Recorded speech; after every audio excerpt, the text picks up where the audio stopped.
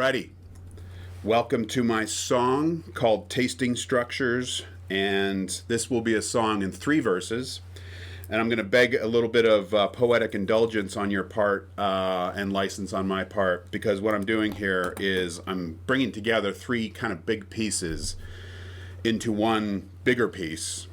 And they include my emerging interest in design and design theory with some previous work that I've been doing on taste, concept of taste that I've been working on for a while. And in the middle, we have infrastructure as mediation. But I want to look at that through the lens of affordance theory. And I want to be thinking about affordance theory in a kind of broader sense than the source that I'll be looking at it. And I want to be thinking about the relationship between design and taste kind of moving through structured social space. And the chorus, the thesis here, is that the particular shape and texture of social space is the emergent effect of the recursive looping relations between infrastructural design and civic taste. That's kind of like the big picture here. So the first verse has to do with design's mediational rhetoricity. Without getting too deep into definitions of design, design is planned, it's deliberate, it involves arrangement, it involves ordering and organization of lines and shapes. It's driven by functionality or ease of usage. It's therefore rooted in pragmatism. It implies a certain kind of audience or user, and it seeks a specific kind of experience or outcome. In all these ways, I'm going to suggest right off the bat that design is rhetorical. I don't think I need to go too deep into that, but we'll see how so as we proceed here. Now, to begin, to think about design in a kind of broadly spatial sense, infrastructurally, right? I want to begin with the work. For me, it's an obvious entry point into this discussion is thinking about design and infrastructure rhetorically and spatially is to begin with Greg Dickinson's work. And specifically, I'm looking at this, I think this is his most recent work of his own called Suburban Dreams, where he's sort of thinking about the rhetoric of the suburbs. Now, Dickinson is really interested in the rhetoricity of built space, and he reads the surfaces of built space for how they entice and beckon and encourage specific visions of the good life, and so on. He's written about this kind of stuff for a long time. I love Greg's work. Now, by writing, this is quote, by writing about suburbs as topoi, I will attend to the complex ways the built and symbolic environments work together to offer rhetorical resources, out of which people can build their lives. And he comes up with this phrase, rhetorical spatialities. So he's describing these rhetorical spatialities in his book, and it's all fascinating, and I love it. Another quote is, a fully embodied, temporally and spatially rich understanding of topos urges me to engage suburbs not only or even primarily as ideologically loaded landscapes, though they certainly are that, but rather as material landscapes that offer resources, some powerfully positive, others deeply troubling, and always structuring but not determining, out of which suburbanites can dream and enact a very particular good life.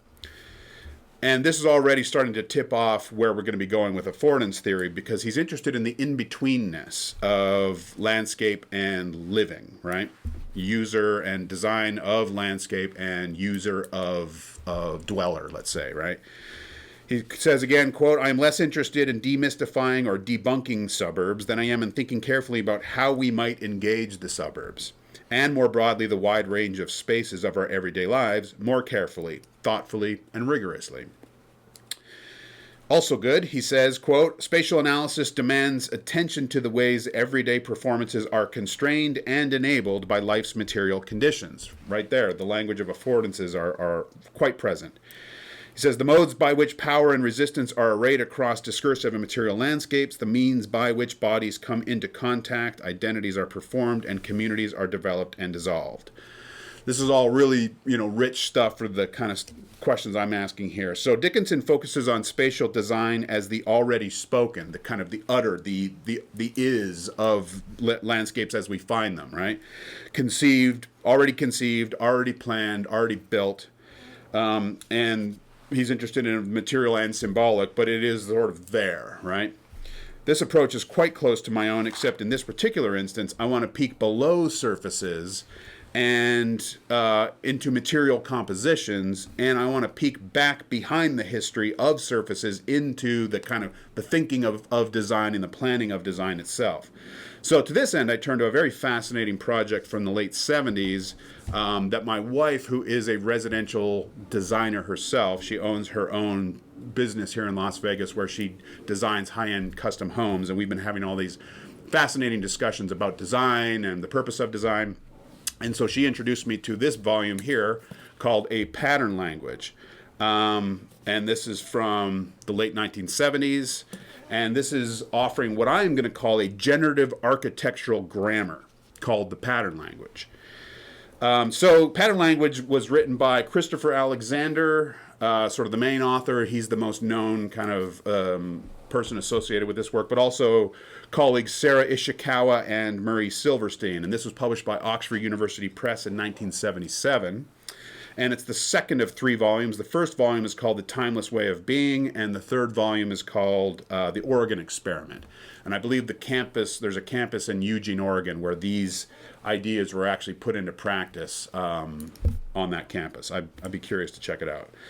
So it turns out that Christopher Alexander just died last year, 2022, sadly. He was an architect, a design theorist, and a professor at UC Berkeley for about 40 years. Before that, he was associated with Harvard and MIT. So he had a long career and a very rich and prolific one, and very influential as well. So a very influential work already in the 1960s, and then in the late 70s we get these 3 volumes. And Pattern Language, the second one, was the most famous, his most famous work. Now, my argument is that pattern language is rhetorical all the way through, and in much the way that we saw with Dickinson's work in The Suburbs. If you look at the kind of the design and production side of things, you see much of the same thought patterns in terms of what we're doing, why we're doing it, and how we're doing it. So just look at some language from the book itself. In terms of the pragmatism of the pattern language, the authors write, quote, "Each pattern describes a problem which occurs over and over again in our environment, and then describes the core of the solution to that problem in such a way that you can use this solution 1,000,000 times over without ever doing it the same way twice," right? So it makes great sense that Dickinson is talking about topos and tropes within the landscape, because these patterns themselves are being described through the language of topoi, essentially, right? These are patterns, these are problems that we can address in a very specific way. Wherever we find a similar kind of problem, we can kind of apply this language to that problem.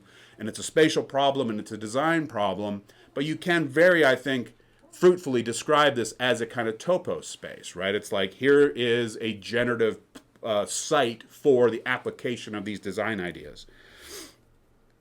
So pattern languages are arguments for how best to design the affordances of actually existing space. They continue, quote, "You see then that patterns are very much alive and evolving. And in fact, if you like, each pattern may be looked upon as a hypothesis, like one of the hypotheses of science. In this sense, each pattern represents our current best guess as to what arrangement of the physical environment will work to solve the problem presented." So it's an argument. It's not a syllogistic argument. It's more of an enthymematic type argument as a kind of probabilistic best approach based on the kind of enthymematic reading of the landscape itself. And so again, the language of rhetoric, classically speaking, is all woven throughout here.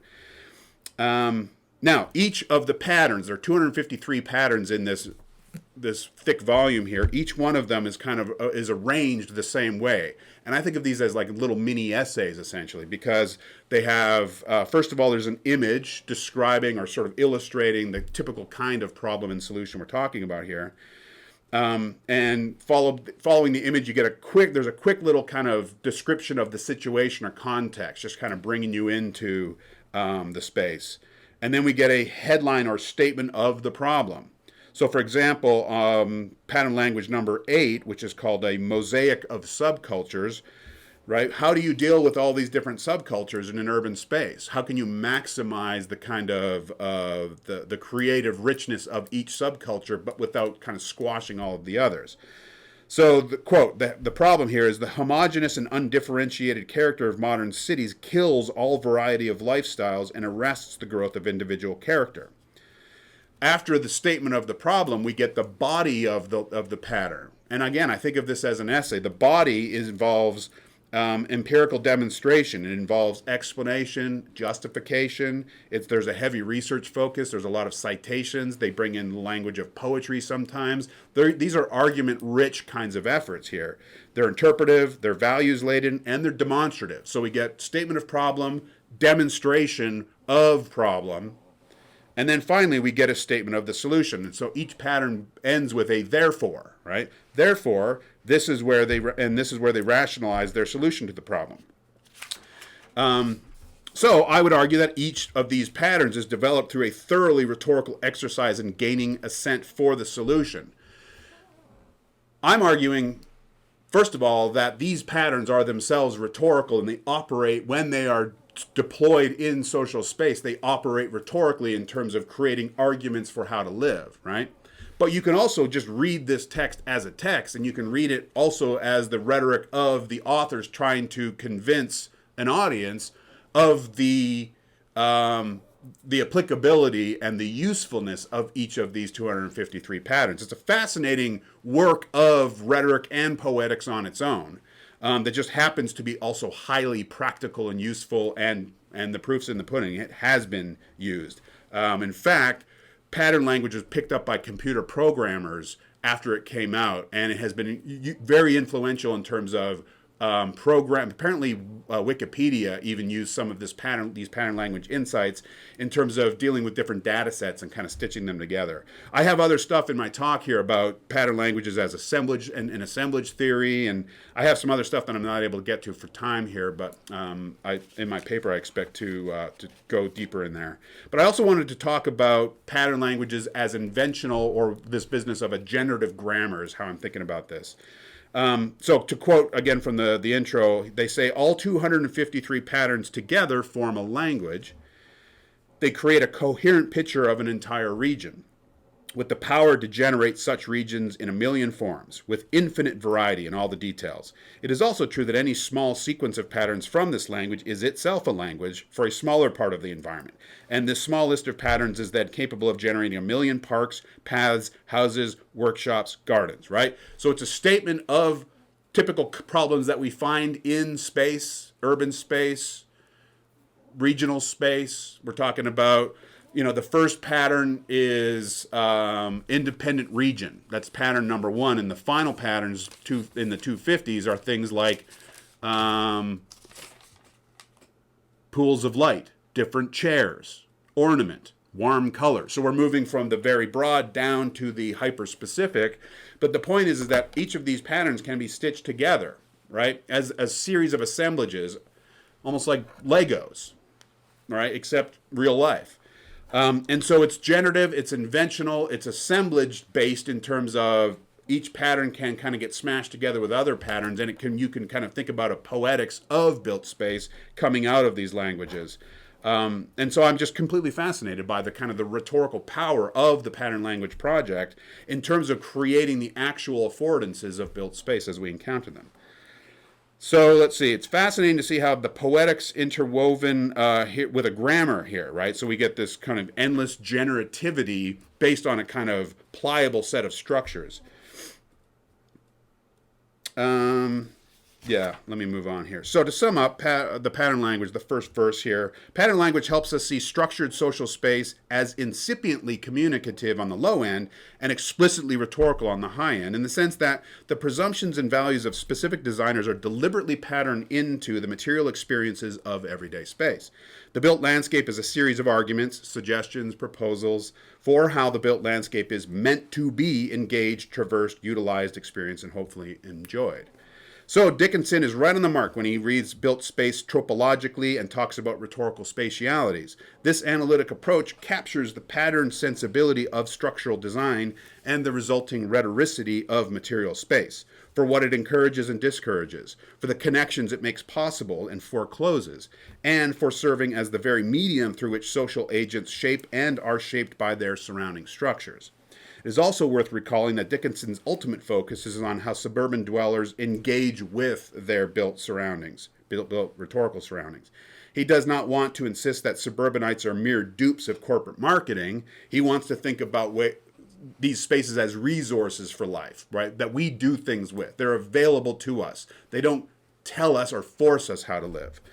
So he writes in the conclusion to Suburban Dreams, we need a way, quote, of imagining, building, and experiencing space that rests on this fundamental fact. Into the suburbs, into the city, into the countryside and world, we take our whole selves. We take with us always our cognitive selves, worried about mapping and clearly delineating here from there, now from then. But we also take our embodied sensorial affective selves, in which all of these places and times get mixed up, reworked, unmolded, and refolded.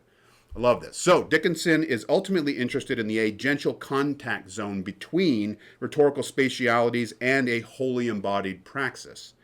This in-betweenness, with design on one side and subjective engagement on the other, brings us to a consideration of the mediated structurality that conveys the objectivity of design with the subjectivity that I will call taste.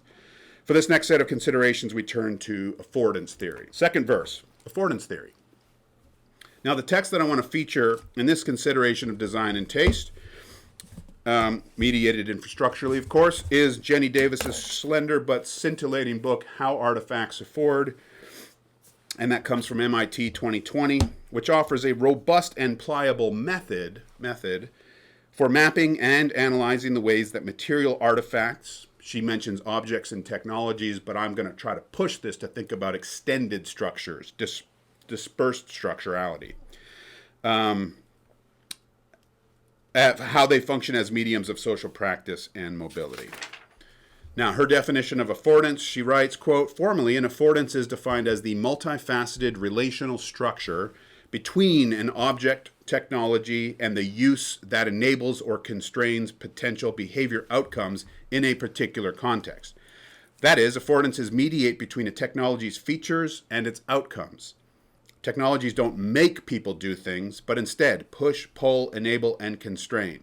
Affordances are how objects shape action for socially situated subjects. So I think Dickinson's concern about engagement is borne out again in this approach to thinking about artifacts as the kind of in-betweenness, right, in terms of how we engage with the artifact, the subject and the object coming together. There's an interactivity that needs to be appreciated. So she also writes, this relationship between people and things is never cut and dry.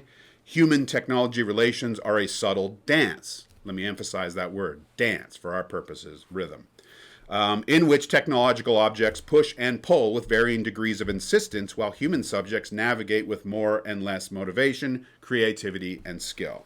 All right, so that brings us to her kind of core conceptual innovation in this project, which is the mechanisms and conditions framework for thinking about artifacts. Now, this counts for the mediational betweenness of objects and their usage. It considers the particularities of the thing itself objectively, and it considers the particular capacitations of the users of that thing subjectively. So in the artifact, we get mechanisms, and then in the subject, we get conditions. And those two approaches for thinking about the nuances of both artifact and human, technology and human, we get this really useful, supple way of thinking about the particularities and the potentialities of both sides of that interaction. So to quote, this is on mechanisms, she says, rather than rely on general statements about more or less force exerted by technological objects, the mechanisms of affordance indicate that technologies request, demand, encourage, discourage, refuse, and allow particular lines of action and social dynamics. Requests and demands are initiated by the object, and encouragement, discouragement, and refusal are responses to subjects' inclinations. And allow applies to acts initiated by both subjects and objects. So that's mechanisms. That deals with sort of what is coded into, is designed into an object, a technology, a structure, right? Meanwhile, the conditions, now the quote here is the quote, the conditions of affordance specify the relational nature of human technology encounters. Namely, the conditions of affordance vary by perception, dexterity, and cultural institutional legitimacy. That is, people perceive a range of functions and constraints presented by technological objects, have varying levels of skill in operating a set of features, and experience differential support in engaging with technology due to cultural norms and institutional regulations. So again, we're talking about the particularities of the subject, the history of the subject, and the subject's particular perceptions, abilities, and capacitations in terms of their history related to the kinds of institutional and cultural norms that would help one with the affordances that are designed into the artifact, right? So again, I really like this approach where we're thinking about the nuances and particularities and potentialities of both objects, mechanisms, and subjects, conditions, okay? And just to repeat, with mechanisms, we've got request, demand, encourage, discourage, and allow. With conditions, we get perception, dexterity, and legitimacy. Those are the kind of the two columns of elements that are worth considering in each side of that engagement. We'll move to the third verse, which is taste as a happening. So if design informs the artifact, mechanisms, structured side of social space and how it's built and how we engage it. Now I want to be thinking about that how side, that engagement side a little bit more. And that's why I want to be thinking about taste. And again, I've been working on a taste project for some time here.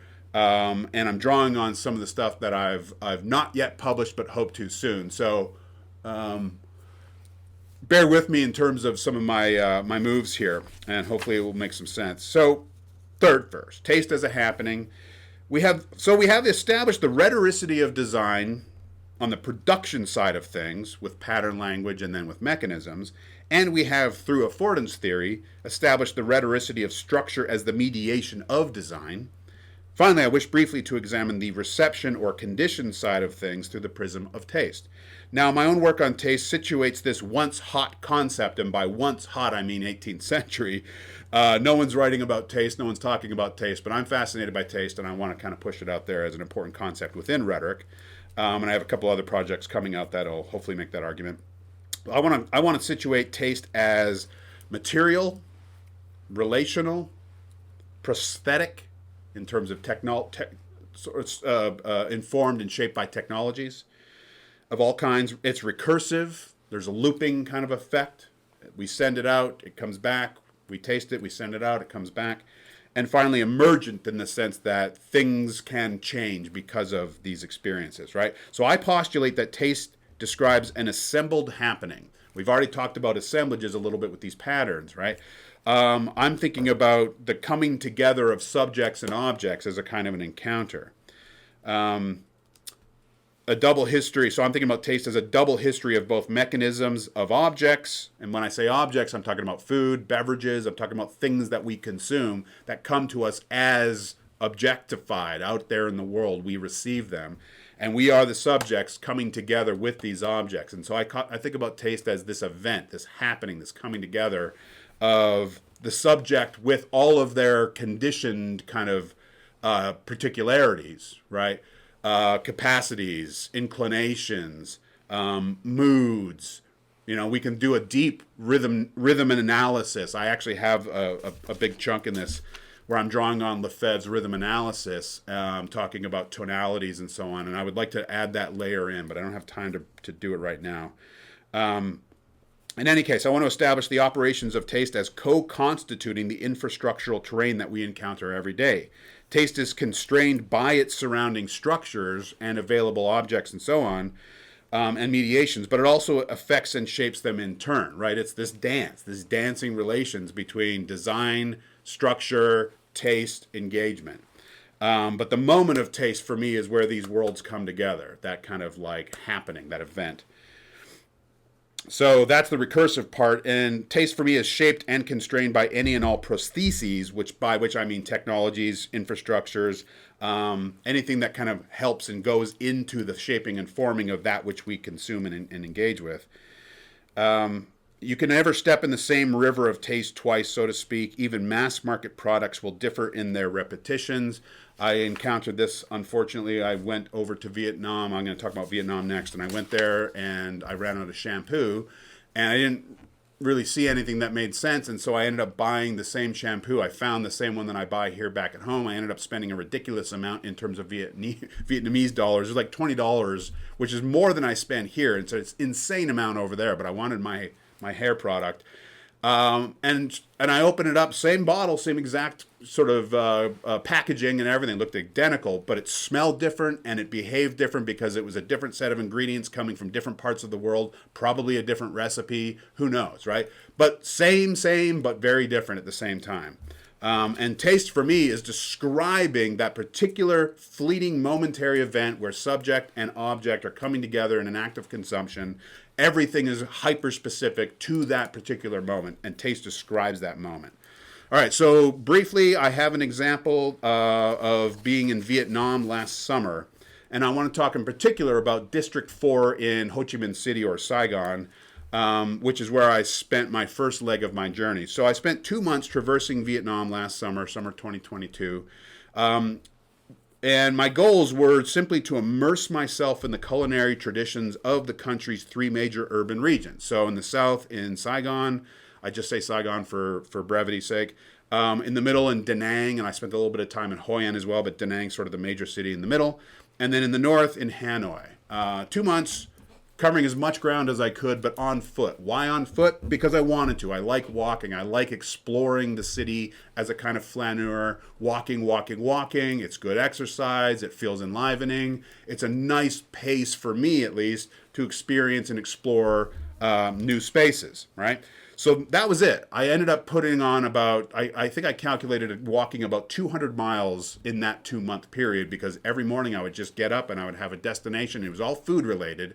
I was always about exploring and experiencing and consuming and traversing these areas just in search of this dish, this place, that place, these ingredients, that market, whatever. So everything was driven by food and the food system, and it was all about walking and getting to and fro on foot. And my experience here, and this is where I wanted to do more of a deep dive rhythm analysis, but I'm going to have to sort of pull out some of that stuff. But I think it's still important and worth thinking about the kind of, what I'm calling here is the cacophonous relations, the cacophonous rhythms between the walker, myself, the pedestrian, trying to walk through these spaces, and dealing with an urban space designed for and around a scooter. Right? I don't know if anyone's been to Vietnam or knows much about this, but the scooter in Vietnam is everywhere. It's everything. And it really just sort of shapes everything else, because everything else is designed for scooter mobility, scooter rhythms. So I came to understand a very specific set of rhythms associated with the various ways of traversing urban space in Vietnam. A certain hierarchy of mobile artifacts, by which I mean vehicles, and their associated infrastructures, a certain grammar of usage, and of course, not to mention the tonalities and stylistics that go with each. So at the top of the hierarchy are cars and trucks. They're elite, they're untouchable, they're even haughty, I found. They just kind of go where they want, they're very imperial. In the middle, we have scooters. Scooters are everything. They are ubiquitous, they are infinite, they are everywhere, they go everywhere, they do everything. They're populous, they're ubiquitous, they're affordable, they're flexible, they're durable, they're incredible. Legs, pedestrian legs, are scarce, segmented, used out of necessity. There's arduousness associated with walking. Walking is avoided as much as possible.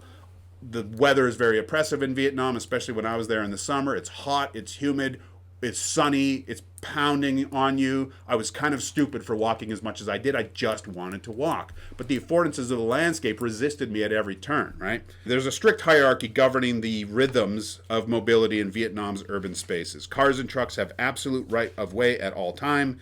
They slice through traffic like yachts on the ocean. Everything else on the road gives way to these very important objects. Scooters give way to cars and trucks, but there are relatively few of those larger vehicles. Scooters and motorbikes form the great overwhelming majority of vehicles on the road in urban spaces in Vietnam. And they go on sidewalks, they go inside of buildings. If they can go anywhere, they're going to go there. They are beautifully flexible, highly adaptive form of transportation that lasts forever and costs little to maintain. They go well with the warm weather. Everyone from teenagers to entire families make use of these little chariots. I played a game with myself to see like the craziest thing that I could find someone on a scooter carrying. And I think a pane of glass was probably the wildest thing that I ever saw. A dude sitting on the back of a scooter, someone else driving, just holding a big pane of glass. No helmets ever. It's wild. Let me speed up here. So skipping over the rhythm analysis, unfortunately. And I wanted to talk about the kind of the sound and the tone of scooters, because I would lie awake at night. In Saigon, I was on the 12th floor of a building, and I had to put in my Apple earbuds and put them on the noise cancellation in order to be able to sleep, because the beeping and the honking would come up into my unit all night. All night, it's just the beeping and the honking. It was just drive me nuts. I was not accustomed to it. So in terms of my perception and dexterity, I was really frustrated. So let's see here. Let me try to wrap up. So I came to actually gradually loathe and resent the near impossible challenge of walking long distance in Vietnam's urban spaces. I found myself feeling constantly squeezed, shut out, denied, disrupted, compromised, and outright blocked. How many times did a scooter come zipping off the road only to cut me off directly in front of where I was walking? I began to take offense. I began to curse at traffic. I began holding out my arm to indicate my presence. I'm coming through. Stop. Acknowledge me. See me. No one sees you when you're walking. Back off, I'm coming through. But I came to realize that nothing about the infrastructure and grammar of mobility in these places was designed to exclude me or pedestrians as such. They were simply pedestrian blindnesses designed into the pattern languages of these urban spaces and infrastructures. I encountered constant nonstop requests for rides as though I must have suffered a mechanical failure on my own bike. All day, no thank you, no thank you, I don't need a ride, I'm good, thank you, no thank you, no thank you. The assumption was, why would you be walking? You poor thing. You cannot want to be walking. Let me give you a ride. We don't walk here. The assumptions were so powerful. I was looked at like a weirdo, like a foreign object, like a strange, sad, lost creature in these spaces. And I was just happily walking around, walking through these crazy places, but struggling as I tried to get from A to B. So I provoked endless curiosity, looks of confusion and sympathy, and on and on. I have so many great stories of my struggles with walking, and I have some video of me trying to get through some of these alleyways, and just the frustrations, because sidewalks are not built for pedestrians. They are not useful for pedestrians. That's where scooters go. That's where business is conducted. There really is no place for pedestrians, right? So you are designed out of the urban spaces in Vietnam, and it is just the way it is, and it's very frustrating. And I just found myself in this kind of antagonistic relationship with the surrounding infrastructure and the mobilities of grammar. In terms of the scooters and in terms of the just like built hostility toward pedestrians. All right, I got to wrap up here. There's a lot of lingering threads and questions and stuff that I would like to get deeper into here, but I'm already at my 30-minute mark. There is, of course, the question of agency with respect to the design that gets built into distributed social space, right? We can think about kind of the ways that agency and authorship gets kind of spread across social space. That's something to be thinking about. I also want to think about Kenneth Burke's insights on form as the raising of an appetite and the satisfaction of that appetite. I want to be thinking about Burke and his discussion of eloquent form in relationship to design and built space. That's a little bit of a side project for me. And I would, as I say, I would love to bring in more of that rhythm analysis from Lefebvre. And I found a really nice article on intersectional rhythm analysis, which also gets to the work of Sarah Hendren, which I didn't get to actually use here, and her book on what a body can do. So there's lots of really wonderful additional sources and citations and considerations that I can bring in here. But like I said, this is a song about 3 big pieces and 3 verses. Hopefully there's some sense here. Hopefully there's some richness of possibility in terms of the different kind of conceptual components. But that's where I'm at right now, and I look forward to everyone's feedback. Thanks for listening. When she says she loves me.